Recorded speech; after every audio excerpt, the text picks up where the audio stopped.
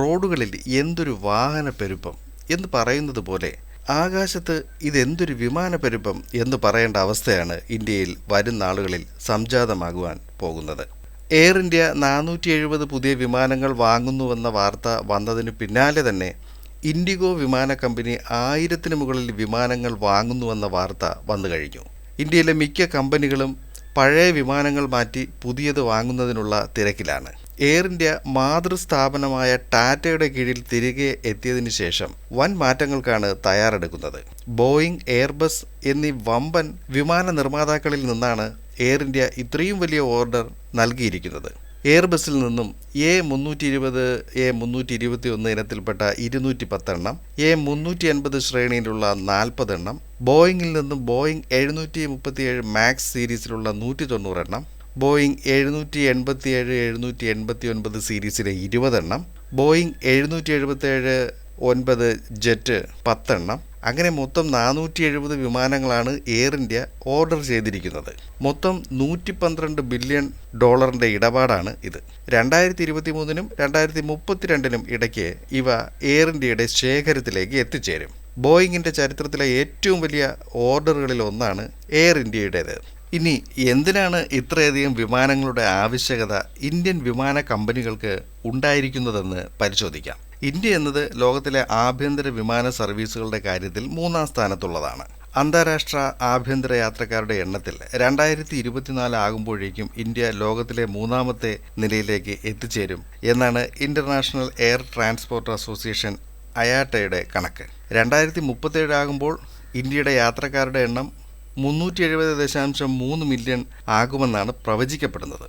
വർഷം തോറും യാത്രക്കാരുടെ എണ്ണത്തിൽ 7% വർധനയാണ് ഇന്ത്യയിൽ നടക്കുന്നതെന്നാണ് ബോയിങ് വിലയിരുത്തിയിരിക്കുന്നത്. കോവിഡ് പ്രതിസന്ധിക്ക് ശേഷം ഇന്ത്യൻ വ്യോമയാന രംഗം ഉണർവിൻ്റെ പാതയിലാണ്. ഇന്ത്യയിൽ കൂടുതലും ഒറ്റ ഇടനാഴി വരുന്ന തരത്തിലുള്ള വിമാനങ്ങൾക്കാണ് ആവശ്യമുള്ളത്. അടുത്ത 20 വർഷത്തേക്കുള്ള ഇന്ത്യൻ വ്യോമയാത്രയ്ക്ക് 2210 വിമാനങ്ങളുടെ ആവശ്യമാണ് ഉള്ളതെന്നാണ് കണക്ക്. ഇന്ത്യയിലെ ആഭ്യന്തര യാത്രക്കാരുടെ ശരാശരി കണക്ക് പരിശോധിച്ചാൽ 2,30,00,000 പേർ ട്രെയിനും 3,60,000 പേർ വിമാനങ്ങളും ദിവസവും ഉപയോഗിക്കുന്നു. ട്രെയിൻ യാത്രക്കാരിൽ നിന്നും 1% വിമാനയാത്രയിലേക്ക് മാറിയാൽ തന്നെ ഇപ്പോഴുള്ളതിൻ്റെ ഇരട്ടി യാത്രക്കാർ വിമാന സൗകര്യം ഉപയോഗിക്കും എന്നാണ് അനുമാനം. തെക്കൻ ഏഷ്യയിൽ ഇന്ത്യൻ യാത്രക്കാരുടെ എണ്ണത്തിൽ 6.8% വളർച്ചാ നിരക്കാണ് കാണിക്കുന്നത്. ഇത് മറ്റു രാജ്യങ്ങളെക്കാൾ കൂടുതലാണ്. അമേരിക്കൻ ഐക്യനാടുകൾ, യൂറോപ്പ്, ഏഷ്യ പസഫിക് മേഖല എന്നിവിടങ്ങളിലേക്ക് ഇന്ത്യൻ യാത്രക്കാരുടെ വിമാനയാത്രാ നിരക്ക് വർഷം തോറും കൂടി വരുന്നുണ്ട്. G20 രാജ്യങ്ങളിൽ വേഗത്തിലുള്ള വികസനമാണ് ഇന്ത്യയിൽ നടക്കുന്നത്. കൂടാതെ ഇന്ത്യൻ മധ്യവർഗവും വിമാനയാത്രകളിലേക്ക് കൂടുതലായി കടന്നു വരുന്നു എന്നതും ശ്രദ്ധേയമാണ്. വർദ്ധിച്ചു വരുന്ന യാത്രക്കാരുടെ എണ്ണത്തിനനുസരിച്ച് ഏതാണ്ട് 1500-1700 വിമാനങ്ങൾ പുതുതായി വരുന്ന 2 വർഷത്തിനുള്ളിൽ എത്തുമെന്നാണ് സെന്റർ ഫോർ ഏവിയേഷന്റെ റിപ്പോർട്ടിൽ പറയുന്നത്. ദീർഘദൂര യാത്രയ്ക്ക് അനുയോജ്യമായ 70 വലിയ വിമാനങ്ങളാണ് എയർ ഇന്ത്യയുടെ പുതിയ ഓർഡറിൽ ഉൾപ്പെടുത്തിയിരിക്കുന്നത്. എയർ ഇന്ത്യക്ക് ഇന്ത്യൻ മാർക്കറ്റിൽ ശക്തരായ എതിരാളികളെയാണ് നേരിടാനുള്ളത്. 308 വിമാനങ്ങളുമായി 55% കൈയടക്കിയിരിക്കുന്ന ഇൻഡിഗോ, വെറും 5 മാസം കൊണ്ട് 2% മുകളിൽ വിപണി പിടിച്ചെടുത്ത ആകാശ എയർ എന്നിവരോടൊത്ത് കടുത്ത മത്സരം നടക്കുന്നു.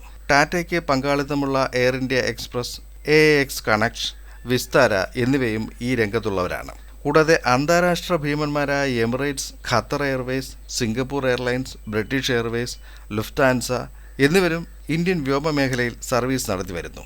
സമീപകാലത്ത് പുറത്തുവരുന്ന റിപ്പോർട്ടുകൾ അനുസരിച്ച് ആവശ്യമുള്ളതിനനുസരിച്ചുള്ള വിമാന സർവീസുകളുടെ കുറവ് ഈ മേഖലയിൽ ഉണ്ട് എന്നതാണ്. വരുന്ന 10 വർഷത്തിനുള്ളിൽ ഇപ്പോഴുള്ളതിൻ്റെ 3 ഇരട്ടി യാത്രക്കാരാണ് ഉണ്ടാകാൻ പോകുന്നതെന്നാണ് വിലയിരുത്തൽ. ഇതിനോടൊപ്പം ചില ചോദ്യങ്ങളും ഉയരുന്നുണ്ട്. ഇത്രയും ഭീമമായ എണ്ണം വിമാനങ്ങൾ വിപണിയിലെത്തുമ്പോൾ അത് ഉൾക്കൊള്ളാനുള്ള സൗകര്യം ഇന്ത്യയിലുണ്ടോ എന്നതാണ് ഒരു ചോദ്യം. നിലവിലുള്ള എയർപോർട്ടുകളുടെ വികസനം, എയർ ട്രാഫിക് മാനേജ്മെൻറ്റ്, മെയിൻ്റനൻസ് സൗകര്യങ്ങൾ, വിദഗ്ധരായ ജീവനക്കാരും ടെക്നീഷ്യന്മാരും തുടങ്ങിയവ എത്രത്തോളം പര്യാപ്തമാണെന്ന കാര്യം പരിശോധിക്കപ്പെടേണ്ടതാണ്. വളരെ മികച്ച രീതിയിൽ ഈ സംവിധാനങ്ങളെ മാറ്റിയെടുക്കേണ്ടുന്ന ആവശ്യകതയാണ് ഉയർന്നു വരുന്നത്. മൊത്തത്തിൽ നോക്കുമ്പോൾ ഇന്ത്യൻ വ്യോമയാന രംഗം വലിയൊരു കുതിച്ചുചാട്ടത്തിന് ഒരുങ്ങുകയാണ്.